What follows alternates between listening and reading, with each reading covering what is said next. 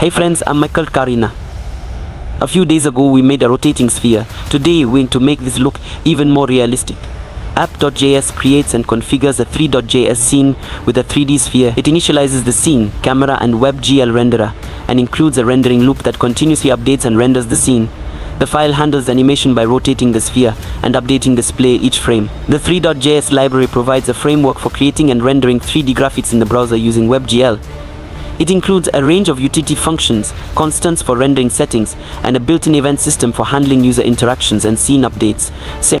It simplifies complex 3D tasks by abstracting low-level details. Index.js serves as the entry point for your 3.js application, importing and setting up app.js. It initializes the application, manages the rendering loop, and integrates other components, ensuring the scene is properly displayed and animated on the webpage. If you enjoy the video, make sure to like and subscribe for more coding tutorials. Now let's start this exciting project.